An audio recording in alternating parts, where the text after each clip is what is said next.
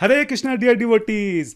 आर्य समाज के राहुल आर्या ने एस्कॉन के ऊपर गंभीर लेकिन बहुत हास्यास्पद जो है आरोप लगाए। जैसे वो कह रहे हैं कि एस्कॉन जो है वो प्रसाद में ड्रग्स मिलाकर लोगों को खिलाता है। हंसी मत। इसी तरह के कई सारे आरोप जो है उन्होंने लगाए। हमने उन सबका खंडन किया, हमने जवाब दिया तो उनके पास कोई जवाब नहीं था, तो उनका कोई जवाब नहीं आया। फिर वो कह रहे थे कि हम जो है पूरे एस्कॉन की जीबीसी को शास्त्रार्थ के लिए जो हम चुनौती देते हैं, हम उनको ललकारते हैं। हमने कहा ठीक है भाई, आ जाओ शास्त्रार्थ कर लेते हैं। तो फिर से अब उनको समझ नहीं आ रहा क्या करें। अब फिर से इधर उधर देख रहे हैं, अलग अलग प्रॉब्लम्स हैं, कुछ समस्याएं उनको हो गई हैं। तो इस वीडियो में जो उनको समस्याएं हुई हैं उसी के ऊपर हम बात करेंगे। टोटल 5 समस्याएं उन्होंने रखी हैं। लेकिन उससे पहले मैं बोलना चाहता हूं, अगर कोई व्यक्ति जो ये वीडियो देख रहा है जिसको पता ही नहीं कि हम किस कंटेक्स्ट में बात कर रहे हैं, तो पिछली जो 3-4 वीडियो हैं वो उसकी प्लेलिस्ट में ऊपर दे दूंगा, नीचे डिस्क्रिप्शन में भी दे दूंगा और शायद फर्स्ट कमेंट में भी दे दूंगा। आप देख सकते हैं कि उन्होंने कैसे मूर्खता भरे आरोप जो है इसको उनके ऊपर लगाए हैं, कैसे हमने उसका खंडन किया है, कैसे उन्होंने डिबेट के लिए ललकारा है, हमने एक्सेप्ट किया है, और फिर अब उनको क्या क्या प्रॉब्लम्स आ रही हैं। तो बेसिकली 5 प्रॉब्लम उनको आ रही हैं।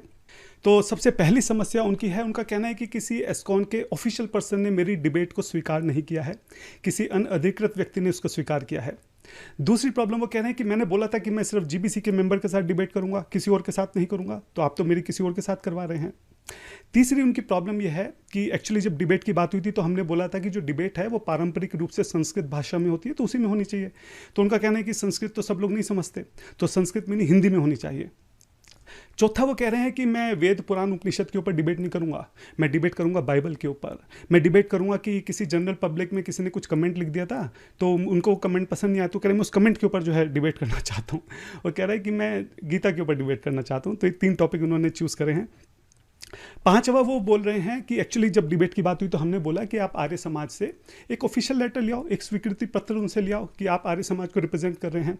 तो वो कह रहा है कि इन सब शर्तों की क्या जरूरत है, मैं हूं ना, मैं आके डिबेट करूंगा, तो लेटर वेटर क्यों चाहिए। तो ये 5 समस्याएं उन्होंने रखी है। एक एक करके जल्दी जल्दी जो है इसके ऊपर हम लोग बात करते हैं।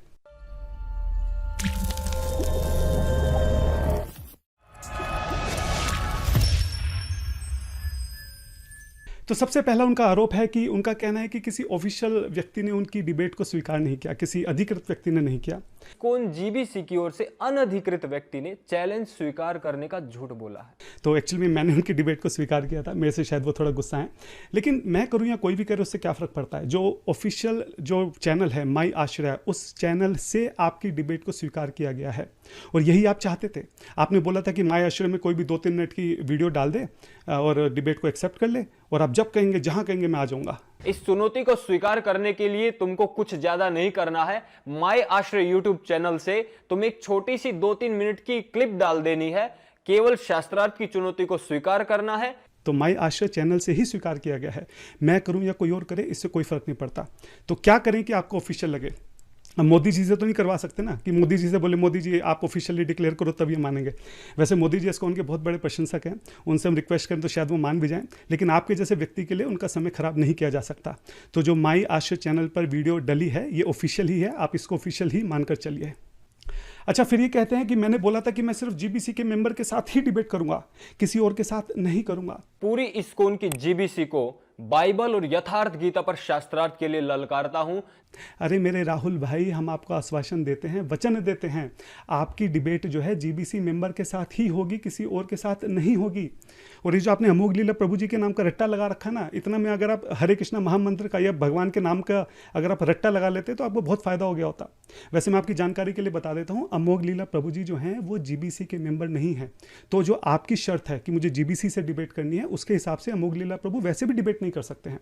अगर अब आपका विचार बदल गया है, अब आपको लग रहा है कि नहीं जीबी शायद थोड़ा मैंने ज़्यादा बोल दिया, मैं उनसे भी डिबेट नहीं कर पाऊंगा, अगर ऐसी कुछ बातें मन में आ रही हैं तो आप बता सकते हैं। आप बोल सकते हैं कि मेरे अंदर उतनी बुद्धि नहीं है, मेरे अंदर उतना ज्ञान नहीं है, मुझे अपने सिद्धांत पे भरोसा नहीं है, मुझे नहीं लगता कि मैं किसी जीबीसी मेंबर से डिबेट कर पाऊंगा। जब से आपने एक्सेप्ट किया मेरे हाथ पैर कांप रहे हैं, मुझे डर लग रहा है, मुझे माफ़ कर दीजिए, मेरे से गलती हो गई, ठीक है, मैं आगे से ऐसा नहीं करूंगा। ठीक है, तो आपकी बात हमने मानी है। अगर आपको अपनी बात से पलटना है तो आप उसकी माफ़ी मांगिए जो आपने बात बोली है, क्योंकि आपको ये अकल आनी चाहिए भविष्य के लिए भी कि आप इतनी बड़ी संस्था की जीबीसी को आप जिस तरह से ललकार रहे हैं, ये बचकानी हरकतें हैं। तो ये बचकानी हरकतें दोबारा ना हो, आपकी दिमाग में चीज़ रजिस्टर हो, इसके लिए आप इसके लिए माफ़ी मांगिए। उसके बाद अगर आपको अमोघ लीला प्रभु जी से डिबेट करनी है तो उन्हीं से हम आपकी डिबेट कराएंगे, लेकिन जो आपने गलती की है उसके लिए माफ़ी मांगिए और फिर जिससे कहेंगे उससे आपकी डिबेट करा देंगे। अच्छा, तीसरी समस्या इनकी ये है कि इनका कहना है कि जो डिबेट है वो आप संस्कृत भाषा में क्यों कर रहे हैं, आप हिंदी भाषा में कीजिए ताकि जो जनमानस है, आम लोग हैं, उनको भी ये बात समझ में आए। कह रहे हैं कि शास्त्रार्थ संस्कृत में होगा।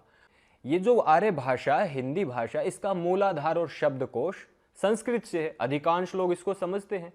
राहुल भाई, ये डिबेट जो है आप संस्था के साथ कर रहे हैं, किसी गली कूचे के किसी लड़के के साथ नहीं कर रहे हैं कि किसी भी भाषा में कर ली। जो पारंपरिक डिबेट हैं वो संस्कृत में ही होती हैं। हमारा विचार था कि इस डिबेट को बाद में हम अलग अलग लैंग्वेजेस में ट्रांसलेट करवा देंगे ताकि ये सभी के लिए उपलब्ध हो। लेकिन पारंपरिक रूप से आप ही तो बार बार बोलते हैं कि जो डिबेट हैं, जो शास्त्रार्थ हैं, तो परंपरा से चले आ रहे हैं, तो उसमें जो डिबेट है वो संस्कृत में ही होती है। लेकिन अगर आपको उसमें समस्या है तो हम ऐसे कर सकते हैं कि संस्कृत और हिंदी दोनों कर सकते हैं। आप अपनी बात संस्कृत में रखिए और फिर उसको हिंदी में बोल सकते हैं ताकि जो लोग सुन रहे हैं उनको भी वो बात समझ में आ सके। आई होप कि आपको संस्कृत आती होगी, आप इतने बड़े विद्वान हैं। आपका कहना है कि आपने भगवान श्री कृष्ण से शास्त्रार्थ जो है सीखा है। और भाई परमपिता परमात्मा की कृपा से दिन रात पुरुषार्थ करके कई वर्ष तक हमने शास्त्रों का अध्ययन करके इतना सामर्थ्य तो अर्जित कर लिया है, इतना आत्मिक बल तो बना लिया है कि ऐसे ऐसे जीसस क्राइस्ट के भक्तों को खुले आम लाखों के सामने चुनौती देकर, और मैं शब्द ज्यादा नहीं बोल रहा हूं कोई सोचे, लेकिन इनकी जो ये दुष्टता कर रहे हैं ना, इनको विश्व विख्यात नहीं कर दिया ना, मेरा नाम भी राहुल आर्य नहीं है ना। इतनी बड़ी बड़ी बातें आपने बोली है तो शायद संस्कृत तो आपको आती होगी, तो आप उसी में डिबेट कीजिए। हिंदी में भी आप बोलिए, हम भी संस्कृत में बोल के हिंदी में बोलेंगे। अगर आपको दिक्कत है, अगर आपको लगता है कि आपको संस्कृत नहीं आती है, तो आप फिर हमको बताइए। आप बोलिए कि नहीं मुझे संस्कृत नहीं आती है, मैं तो ऐसी हवाई बोल देता हूँ बातों को कि मैंने यहाँ से डिबेट सीखी है, वहाँ से डिबेट सीखी है। आप इसको स्वीकार कीजिए और बोलिए कि मुझे सिर्फ हिंदी में ही डिबेट करनी है, तो हम उसको भी स्वीकार करेंगे और खाली हिंदी में डिबेट करेंगे। तो आपकी जो समस्या है आप क्लियरली बताइए कि आपको नहीं आता है, हम आपके हिसाब से जो आपकी प्रॉब्लम है उसको एक्सेप्ट करके खाली हिंदी में डिबेट कर सकते हैं। अच्छा, आगे बढ़ने से पहले मैं आपकी एक गलतफहमी और दूर करता चलूं। आपने कहा है कि जो इस्कॉन की भगवत गीता है मूलतः वो इंग्लिश में है। एक्चुअली में ऐसा नहीं है। जो हमारी ही संस्था के पूर्व आचार्य हैं, श्रील बलदेव विद्याभूषण जी हैं, विश्वनाथ चक्रवर्ती ठाकुर जी हैं, इन्होंने संस्कृत में ही भगवत गीता का टीका लिखा है। श्रील प्रभुपाद जी जो संस्थापक आचार्य हैं इस्कॉन के, उनको भगवत गीता क्योंकि पूरी दुनिया में लेकर जानी थी और पूरी दुनिया में लोग संस्कृत नहीं समझते हैं, इंग्लिश जो है वो कॉमन लैंग्वेज है, इसलिए उन्होंने टीका जो है वो इंग्लिश भाषा में लिखा। लेकिन हमारी ही इस्कॉन में संस्कृत भाषा के ऊपर भी टीका लिखा हुआ है। आप नेट पे चल के देख सकते हैं, मैं स्क्रीन पे भी उसकी फोटो डाल दूंगा, आप सर्च कर सकते हैं। बलदेव विद्याभूषण जी और विश्वनाथ चक्रवर्ती ठाकुर, इन दोनों की जो टीका है वो संस्कृत में ही है। उसके बाद राहुल जी का कहना है कि मैं वेद पुराण उपनिषद के ऊपर डिबेट नहीं करूंगा। मैंने 3 टॉपिक चूज किए हैं, उसी के ऊपर मुझे डिबेट करनी है। इनकी 3 मान्यताओं पर खुली चुनौती दे रखी। अच्छा, क्या है 3 टॉपिक? वो अमोघ लीला प्रभु जी की कहीं से 10 सेकंड की क्लिप निकाल के लिया है वीडियो की, कह रहा मुझे उसके ऊपर डिबेट करनी है। फिर जनरल पब्लिक में से किसी ने इनको आर्य नमाजी करके बोल दिया, उसमें बुरा मान गए, कह रहे मुझे उसके ऊपर डिबेट करनी है और मुझे गीता के ऊपर डिबेट करनी है। तो सबसे पहले मैं तो यहाँ पे बाइबल की बात आपको बोल देता हूँ। आपका कहना है कि जो अमोघ लीला प्रभु हैं वो इस्कॉन की भगवत गीता के थ्रू जो ईसाई धर्म है, क्रिश्चियनिटी है, वो उसका प्रचार कर रहे हैं। और अमोघ लीला प्रभु जी ने अपनी वीडियो में ये बात बोली है कि जहाँ पर बाइबल खत्म होती है वहाँ से भगवत गीता शुरू होती है। जहाँ बाइबल खत्म होती है ना, वहाँ से भगवत गीता शुरू होती है। So it's a sequel of the Bible. तो ये उन्होंने कुछ अलग नहीं बोला है, महाभारत में ही लिखी हुई बात है। महाभारत में एक बड़ा अच्छा कथन आता है, यद इहास्ति तद अन्यत्र यन्ने हास्ति ना तत् क्वचित। जो महाभारत में है वह संसार के अन्य ग्रंथों में भी मिल जाएगा, किंतु जो महाभारत में नहीं है वह नहीं मिलेगा। तो इसी बात को सरल भाषा में अमोघ लीला प्रभु जी ने कहा है। तो उन्होंने कुछ गलत नहीं कहा है, पहली बात। दूसरी बात, अगर आपने कभी भी एक बार भी एक दिन के लिए भी सनातन धर्म का प्रचार अपने देश से बाहर करने की कोशिश करी होती तो आपको ये बात पता होती कि जब हम बाहर की दुनिया में, बाहर के देशों में, बाहर के कल्चर में जाते हैं तो उनको सनातन धर्म में लाने के लिए सबसे पहले हमको ये दिखाना पड़ता है कि हम भी उनके जैसे ही हैं, हम कोई बहुत अलग नहीं हैं। और ये कॉमन स्ट्रेटेजी है जो हर एक जना फॉलो करता है। मैं यहाँ पे आपको स्क्रीन पे जीसस के कुछ फोटो दिखा रहा हूँ जो क्रिश्चियन मिशनरीज यूज़ करते हैं भारत में लोगों को क्रिश्चियन बनाने के लिए। वो ऐसे दिखाते हैं कि देखो जीसस ये भी तुम्हारे साधु संतों जैसे ही हैं। कहीं पे उनको बुद्ध के अवतार में दिखा देते हैं, कहीं किसी और के अवतार में दिखा देते हैं, ताकि लोगों को एक फेमिलियरिटी बने, उनको लगे कि हाँ ये भी हमारे जैसा ही है। इसी तरह से जब हम भगवत गीता का बाहर प्रचार करते हैं तो इस बात को बोला जाता है कि भगवत गीता बाइबल, इसमें कुछ बहुत ज़्यादा अलग नहीं है। हाँ, बाइबल में अगर आपको डिटेल जाननी है, अगर आपको सच में भगवान के बारे में ज़्यादा जानकारी चाहिए तो बाइबल के बाद आपको भगवत गीता पढ़नी चाहिए। जहाँ बाइबल का अंत होता है वहाँ से भगवत गीता की शुरुआत होती है। इस भाव से उस बात को बोला गया था। तो आपने वो 10 सेकंड की क्लिप तो निकाल के चिपका दी है, लेकिन थोड़ा सा अगर उस 10 सेकंड की जगह पूरे लेक्चर को सुन लिया होता या किसी से एक फ़ोन करके भी पूछ लिया होता है, थोड़ा सा समझने की कोशिश करी होती, तो आपकी ये कन्फ्यूजन वहीं दूर हो गई होती। अच्छा, उसके बाद आपका कहना है कि जो एक कमेंट है जो जनरल पब्लिक में से किसी ने कर दिया, जिसमें उसने आर्यन नमाजी बोल दिया, आपको ये बात बहुत ज़्यादा बुरी लग गई और आपको उसके ऊपर डिबेट करनी है। राहुल जी, क्या वो कमेंट जो है वो क्या ऑफिशियल चैनल से लिखा गया था? क्या ऑफिशियल चैनल से अगर मैं बोल रहा हूँ या कोई भी बोल रहा है, क्या उसने अपने मुंह से बात बोली कि आर्यन नमाजी करके?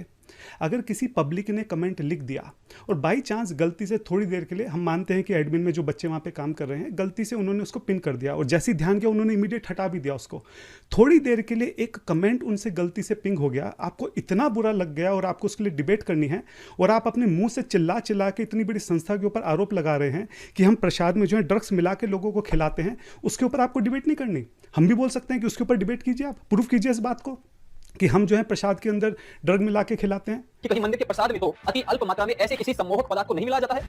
आप ये बचकानी हरकतें छोड़िए। आप, मुझे समझ नहीं आ रहा कि आप इस चीज़ को सीरियसली ले रहे हैं कि नहीं। मुझे लग रहा है हमने आपको बेमतलब में सीरियसली ले लिया, टाइम खराब कर रहे हैं अपना। जो डिबेट है वो सिद्धांत के ऊपर होती है, वो विचारों के ऊपर होती है, वो दर्शन के ऊपर होती है। ये 2-2 4-4 सेकंड की कहीं से यूट्यूब से क्लिप निकाल के लिया है, किसी का एक कमेंट उठा के लिया है कि मुझे इसके ऊपर डिबेट करनी है, ऐसे डिबेट होती है क्या? ये बच्चों वाली हरकतें बंद कीजिए, ये बड़े लेवल पे बात हो रही है, ये बचकानी हरकतें मत कीजिए। जो डिबेट है वो शास्त्र के ऊपर होगी, दर्शन के ऊपर होगी। आपने बोला है कि आपको भगवद गीता के ऊपर डिबेट करनी है, तो भगवद गीता के ऊपर डिबेट करने के लिए हम तैयार हैं। अच्छा, एक बात यहाँ पे मैं और बोलना चाहता हूँ कि आपका कहना है कि जो एस्कॉन की यथार्थ गीता है उसके ऊपर आपको डिबेट करनी है, क्योंकि एस्कॉन की जो गीता है वो लोगों को क्रिश्चियनिटी की तरफ लेकर जाती है। तो यहाँ पे जो आप यथार्थ गीता नाम यूज़ कर रहे हो, ये एस्कॉन की भगवद गीता है ही नहीं। एस्कॉन की जो भगवद गीता है उसका नाम है भगवद गीता यथारूप। मुझे नहीं लगता आपने कभी भगवद गीता को जो है खोल के भी देखा है और आप सीधा जो डिबेट करने के लिए निकल गए हैं। इसको कहते हैं प्रथम ग्रासे मक्षी का पातहा, यानी कि खाने के जो पहला निवाला है उसी में मक्खी का गिर जाना। हाँ, अभी तो डिबेट शुरू नहीं हुई और अभी आपकी जो हरकतें हैं वो सामने आ गई हैं। भगवद गीता का नाम आपको नहीं पता है और आप डिबेट के लिए जो है चैलेंज कर रहे हैं पूरी जीबीसी को। मजाक चल रहा है यहाँ पर, खेल हो रहा है यहाँ पर। मुझे ऐसा लग रहा है कि किसी छोटे मंद बुद्धि बच्चे के साथ जो हम यहाँ पे बात कर रहे हैं। अच्छा, हमने राहुल आर्य जी से बोला कि आप आर्य समाज का प्रतिनिधित्व कर रहे हैं, तो आप उनसे एक स्वीकृति पत्र ले आइए, है ना। तो अब ये कह रहे हैं कि ये स्वीकृति पत्र लाने की क्या ज़रूरत है, ये सारी शर्तें लगाने की क्या ज़रूरत है। मैं हूँ ना, मैं अकेला आके डिबेट करूँगा, ये अलग अलग यहाँ से लेटर लाओ, वहाँ से लेटर लाओ, ये सब क्यों करना है? कि ये शर्तें हैं, राहुल आर्य वहां जाएगा, उधर से सर्टिफिकेट लाना है, ये आर्य समाज का प्रतिनिधित्व करने वाला होना चाहिए। पहली बात, हमने कोई आपसे कोई 10-20 लेटर नहीं मांगे, सिर्फ एक लेटर मांगा है कि आर्य समाज आपको प्रतिनिधि के रूप में भेज रहा है। और ये जरूरी है। अगर आपने कभी कहीं ढंग से अगर शास्त्रार्थ करा होता तो आपको पता होता कि एक संस्था जो है वो किसी दूसरे संस्था को चैलेंज करती है, या कोई एक इंडिविजुअल पर्सन जो है वह किसी इंडिविजुअल पर्सन को चैलेंज करता है। ऐसा नहीं होता कि कोई इंडिविजुअल पर्सन आया और पूरी संस्था को चैलेंज कर दिया। ऐसे तो दिन में 50 लोग इधर उधर चैलेंज करते हैं, किस किस का रिस्पॉन्ड करते फिरेंगे। जब से ये इशू स्टार्ट हुआ है, कमेंट बॉक्स में कम से कम 50-60-100 मैसेज भी हो सकते हैं जिसमें लोग अलग अलग जगह से ललकार रहे हैं कि हमसे डिबेट करो, हमसे डिबेट करो। तो हमारा कई हम यही रह गया कि बस लोगों के साथ डिबेट करते फिरें। तो हम दुनिया में भगवान के नाम का प्रचार करें कि आपके जैसे इंडिविजुअल लोगों का जो है रिस्पॉन्स करते फिरें। और मान लो हमने कर भी दिया तो कल फिर से कोई आके बोलेगा कि आपने राहुल आर्य के साथ शास्त्रार्थ करा, मेरे साथ नहीं किया, मेरे से आप डर गए हैं। तो हम यही काम यहाँ पे रह गया क्या? और दूसरी बात यह है कि आप शास्त्रार्थ में इतने माहिर हैं, आप इतने विद्वान हैं, आप खुद कह रहे हैं कि आपने भगवान श्री कृष्ण से शास्त्रार्थ सीखा है, इतने बड़े विद्वान हैं आप, तो आर्य समाज को आपके ऊपर जो है भरोसा होना चाहिए। हमें भरोसा है आपके ऊपर, आर्य समाज को कैसे भरोसा नहीं होगा? हमें पूरा विश्वास है कि आर्य समाज जो है वो आपका साथ देगा इस समय में, आपको जो ये स्वीकृति पत्र है देगा कि हम राहुल आर्य को जो है अपना प्रतिनिधि के रूप में भेज रहे हैं, ठीक है। और अगर ऐसा है कि आर्य समाज ही आपके ऊपर विश्वास नहीं करता तो ये बहुत अचंभे की बात है, ये बहुत आश्चर्य की बात है कि आप जिस संस्था से आते हैं उस संस्था को ही आपके ऊपर विश्वास नहीं है। अगर वही संस्था आपके ऊपर विश्वास नहीं करे, एक सिंपल सा एक लेटर आप अपनी संस्था से नहीं ला पा रहे हैं, तो क्या सच में वर्थ है कि आपके जैसे किसी इंसान के ऊपर समय खराब किया जाए जिसकी खुद उसकी संस्था उसके ऊपर विश्वास नहीं कर रही है? लेकिन हम आपकी सारी बात मान रहे हैं तो ये बात भी हम आपकी मानते हैं, ठीक है। आप अपनी वीडियो में बोलिए कि मेरी संस्था को मेरे ऊपर विश्वास नहीं है, मैं तो अकेला ही हूँ और अकेला ही जाके मैं इधर उधर लोगों को ललकारता रहता हूँ, ठीक है, आप ये वीडियो में एक्सेप्ट कीजिए, उसके बाद हम देखते हैं कि आपके जैसे किसी व्यक्ति के ऊपर समय खराब करा भी जा सकता है या नहीं करा जा सकता। अच्छा, इसके दो कारण और भी हैं। एक कारण तो ये है कि आपकी हमने पिछली वीडियोस देखी है कि आप किस तरीके से झूठ बोलते हो, धोखा देते हो, पाखंड करते हो, एक एक दो दो सेकंड की क्लिप जो है कहीं की कहीं लगा देते हो, आउट ऑफ कंटेक्स्ट बात करते हो, मुंह खोल के किसी के ऊपर भी कुछ भी आरोप लगा देते हो, कोई तथ्य नहीं है, कोई सबूत नहीं है, कोई एविडेंस नहीं है, कुछ नहीं है। ठीक है, तो आपके जैसे इंसान के साथ मान लो शास्त्रार्थ कर भी दिया, मान लो आप हार भी गए, तो आप हार तो मानने वाले हो नहीं। आप क्या करोगे, फिर से उस वीडियो की इधर उधर से क्लिप निकाल के 2-2 4-4 सेकंड की जो है वीडियो इधर उधर आपस में जोड़ जाड़ के और दुनिया में बताते फिरोगे। तो आपकी खुद की कोई इज्जत नहीं है, क्योंकि आपकी इज्जत पहले भी कितनी बार वीडियो में उतारी जा चुकी है, तब भी आपकी बुद्धि में बात नहीं घुस रही। इससे पता चलता है कि कितनी बेशर्मी आपके अंदर है। तो जिस इंसान की कोई इज्जत ही नहीं है, उसको अपनी इज्जत खोने का भी कोई डर नहीं है। तो आप शास्त्रार्थ में हार भी जाओगे तो भी आपको कोई फर्क नहीं पड़ेगा। इसलिए जरूरी है कि आपके साथ कोई ऐसा खड़ा हो जिसकी इज्जत हो, ठीक है, जो एक रिस्पॉन्सिबल हो, और वो संस्था ही हो सकती है। तो संस्था जब आपके साथ खड़ी होगी तो संस्था मेक श्योर करेगी कि आप इस तरह की हरकतें ना करो, इसलिए संस्था का होना जरूरी है। और एक कारण और भी है, आपके जैसे जो लोग इंडिविजुअल डिबेट के लिए जाते हैं ना, ऐसे कई सारे केसेस हमारे सामने आए हैं कि जब वो डिबेट में हार जाते हैं तो गुस्से में तिल मिला के सामने वाले के ऊपर अटैक कर देते हैं। इसी तरह की एक न्यूज़ का जो स्क्रीनशॉट है मैं वो यहाँ पे स्क्रीन पे डाल दूंगा। तो अगर आपके पीछे संस्था रहेगी तो वो मेक श्योर रखेगी कि आप इस तरह का कोई कदम ना उठाएं, किसी सामने वाले भक्त के ऊपर आप हारने के बाद हमला ना करें। इसलिए ये सारे कारण जरूरी हैं कि आपके साथ किसी संस्था का होना बहुत ज़रूरी है। लेकिन फिर भी जैसे मैंने बोला, अगर आपके संस्था आपका साथ नहीं देती है, उनको आपके ऊपर विश्वास नहीं है, तो आप इस बात को एक्सेप्ट कीजिए। हम ये कंडीशन यहाँ पे हटा देंगे और आपका इंडिविजुअल जो डिबेट है हम वो एक्सेप्ट कर लेंगे। अच्छा, राहुल आर्या जी का कहना है कि जो एस्कॉन है वो महर्षि दयानंद सरस्वती जी का और आर्य समाज का दुष्प्रचार कर रहा है। और मेरा नाम ले लेकर जो तुम्हारे समाज को, महर्षि दयानंद सरस्वती को बदनाम कर रहे हो, दुष्प्रचार कर रहे हो, और महर्षि दयानंद सरस्वती महाराज के विरुद्ध अश्लील और भद्दी टिप्पणियां इन लोगों ने की थी। ये अपनी बेवकूफ़ी से जो है इस जाल में फंस गए हैं। अब ये बचने का कोई रास्ता ढूंढ रहे हैं, इधर उधर की बातें कर रहे हैं।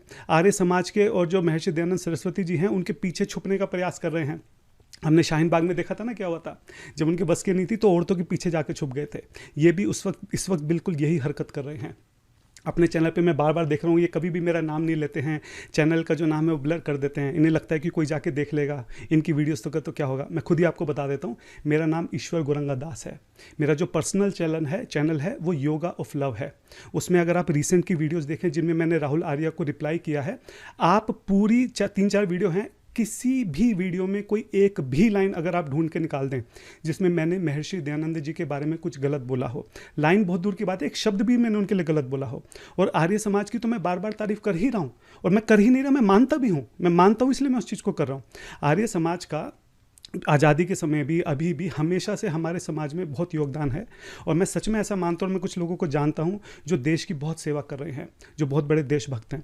तो आर्य समाज से हमें कोई दिक्कत नहीं है। सिद्धांतिक विचारधारा अलग है, वो ऑल टुगेदर डिफरेंट टॉपिक है। लेकिन ऐसा नहीं कि हम कोई दुष्प्रचार कर रहे हैं। ऑफिशियल चैनल से जो हमारा माय आश्रय चैनल है, आप ढूंढ के लाइए, कहीं कोई ऐसी क्लिप मिल जाए आपको कि हमने महर्षि दयानंद सरस्वती जी के बारे में कुछ गलत बोला हो, आर्य समाज के बारे में कुछ गलत बोला हो। अब पूरे सोशल मीडिया, पूरे इंटरनेट का ठेका तो हम नहीं ले सकते। जो ऑफिशियल चैनल है या मेरा जो अपना पर्सनल चैनल है, वहाँ से कहीं भी कुछ भी गलत नहीं बोला गया है। अब आप एक काम कीजिए, ये जो राहुल की वीडियोस हैं इसको खंगालिए। इन्होंने, राहुल आर्या ने, जो हमारे इस्कॉन के संस्थापक आचार्य हैं, एसी भक्ति वेदांत स्वामी महाराज शिला प्रभुपाद, उनके लिए कितना गलत बोला है, उनको गलत कोट किया है, उनको आउट ऑफ कंटेक्स्ट दिखाया है। आप सोचिए कि एक ऐसे स्वामी जिनके कारण आज पूरे धरती के ऊपर हमारा सनातन धर्म फैल रहा है, कितने रैंडमली इन्होंने उनका नाम लिया है, झूठ उनके नाम पे बोला गया है, उनका अपमान किया गया है। तो जो इंसान खुद अपमान कर रहा है सामने वाली संस्था के संस्थापक आचार्य का, वो ये बात बोल रहा है कि हमने उनका अपमान किया, जबकि करा ही नहीं, एक सेकंड के लिए नहीं किया। इसलिए मैं बोल रहा हूँ, ये इतने बड़े झूठे हैं। मैं पर्सनली किसी को जानता नहीं हूँ ऐसे इंसान को जो इतना ज़्यादा झूठ बोलता हो, इतना चीटर एक नंबर का जो इंसान हो। मैंने कभी देखा नहीं है पर्सनली, मतलब सुना है ऐसे लोगों के बारे में, कभी देखा नहीं है। आपने देखा होगा जैसे छोटा बच्चा होता है ना, अगर उसके हाथ में चाकू पकड़ा दो, वो खाली अपना भी नुकसान कर सकता है और आसपास लोगों का भी कर सकता है, किसी को भी चोट पहुंचा सकता है। ये राहुल आर्या बिल्कुल इस वक्त उसी पोजीशन पे हैं। समहाउ पता नहीं कैसे इनके पास सोशल मीडिया की ताकत आ गई है, और उस ताकत से खाली अपना ही नुकसान नहीं कर रहे, बल्कि आर्य समाज का भी नुकसान कर रहे हैं, उसको भी चोट पहुंचा रहे हैं। आर्य समाज की जो छवि है वो इनके कारण धूमिल हो रही है। इसलिए इन्होंने अपनी लास्ट वीडियो में जो आर्य समाज की छोटी छोटी क्लिप डाल रखी थी बच्चों की और कुछ संतों की भी, मेरा आपसे हाथ जोड़ के विनम्र निवेदन है, आप एक बार इनकी राहुल आर्य की वीडियो देखिए। ये कैसे झूठे आरोप जो है हमारी संस्था के ऊपर लगा रहे हैं कि हम प्रसाद में जहर मिलाकर जो है लोगों को खिला रहे हैं। आपको उस बात पर गुस्सा नहीं आया? हमने कभी कोई गलत बात नहीं बोली। किसी पब्लिक में किसी ने कोई एक कमेंट कर दिया और वो गलती से थोड़ी देर के लिए पिन हो गया, उसमें आप लोगों को जो है हमारे ऊपर इतना गुस्सा आ गया। क्या ये सच में उचित है? आप इसके ऊपर पुनर्विचार कीजिए। आप एक बार पुनर्विचार कीजिए कि कौन है जो आर्य समाज की पूरी इस वक्त सोशल मीडिया पे जो है बदनामी कर रहा है।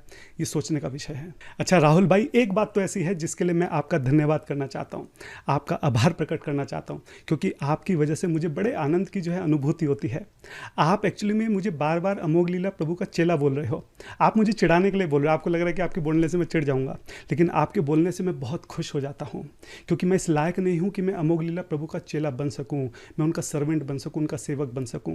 कई जन्मों की तपस्या के बाद, साधना के बाद शायद कभी ऐसा हो सके कि मैं उनका चेला बन सकूं, लेकिन आप अभी से मुझे उनका चेला करके बोलते हैं तो मुझे बड़ा अच्छा लगता है, बड़ी खुशी होती है।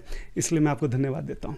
अंत में राहुल आर्य जी, मैं हाथ जोड़ के आपसे विनम्र निवेदन करता हूं, कृपया करके इस शास्त्रार्थ के लिए आप मान जाइए। आपकी सारी बात हमने मान ली है। जो भी आपकी कंडीशंस थी, जो भी आपकी समस्याएं थी, सबका उत्तर मैंने दे दिया है। लगभग आपकी सारी बातें हमने मान ली हैं। अब आप पीछे मत हटिएगा। भगवद गीता के दूसरे अध्याय के 34वें वर्ष में कृष्ण को बोलते हैं कि जो आर्य होते हैं वो अपनी इज्जत के लिए अपनी जान तक दे सकते हैं, लेकिन अपने कदम पीछे नहीं हटा सकते हैं। तो मुझे पूरा विश्वास है आप भी अपने कदम पीछे नहीं हटाएंगे। आपने ही शुरू से शास्त्रार्थ की रट लगा रखी थी। आपकी सारी बातें मानी जा चुकी हैं। अगर अभी भी आप शास्त्रार्थ नहीं करते हैं तो आपसे बड़ा इससे ज़्यादा बेइज्जती किसी की नहीं हो सकती। और एक बात और है, अब आप जो वीडियो बनाएंगे उसमें सीधा सीधा बताइए कि हाँ मैं तैयार हूँ, ठीक है, और हम आपको समय और स्थान जो है, डेट टाइम और जो प्लेस है, वो सारी चीज़ें हम आपके साथ डिस्कस कर लेंगे। लेकिन अभी भी अगर आपने वीडियो बना के इधर उधर की फालतू की बातें की, जैसे आप अपनी वीडियो में करते हैं, टाइम ख़राब करा, भाषणबाजी करी, तो इसको हम आपकी हार जो है वो मान कर चलेंगे, क्योंकि हमारे पास इतना समय नहीं है कि एक मंदबुद्धि बच्चे के ऊपर इससे ज़्यादा समय हम खराब कर सकें। हमारे पास बहुत काम है। हमें भगवद गीता को पूरे दुनिया में लेकर जाना है। जितना समय आपके ऊपर ख़राब किया है, इतने समय में कितने नए लोगों तक पहुँचा जा सकता था। आपके जो भी 5 प्रश्न थे इस वीडियो में मैंने उन सब के उत्तर दे दिए हैं। अब आप सीधा उन प्रश्नों के ऊपर अपना कमेंट कीजिए और इस डिबेट को आगे बढ़ाइए। अगर अभी भी आप इधर उधर की बात करते हैं तो ये कहावत बिल्कुल सही हो जाएगी कि हाथी चला बाजार, कुत्ते भौंके हजार। और आपकी किसी भी वीडियो का हम दोबारा ऑफिशियल रिप्लाई नहीं करेंगे। तो सभी लोग बहुत एक्साइटेड हैं, सभी लोग बहुत रेडी हैं और हम लोग भी आपका वेट कर रहे हैं। आप प्लीज़ जल्दी से हाँ भर दीजिए और जल्दी से हम इस डिबेट को करते हैं। और आई होप कि आपको जो है कृष्णा कॉन्शियसनेस बहुत अच्छी लगेगी। ये जो गौड़िया वैष्णव फिलॉसफी है बहुत मीठी है। मुझे पूरी उम्मीद है कि आपका जीवन सुधरे। हो सकता है भगवान की कृपा रही हो आपके ऊपर, तभी आप इसमें फंसे हैं। मुझे पूरा विश्वास है कि आप गौड़िया वैष्णव फिलॉसफी के अंदर बहुत अपने आपका जो बचा हुआ जीवन है बहुत आनंद के साथ व्यतीत करेंगे। तो इसी चीज़ की मैं यहाँ पे हम लोग वेट करेंगे आपके जवाब का। आपको क्या लगता है कि राहुल आर्य डिबेट के लिए आएंगे या दुम दबा के भाग जाएंगे? मुझे कमेंट बॉक्स में बताइएगा। हरे कृष्णा।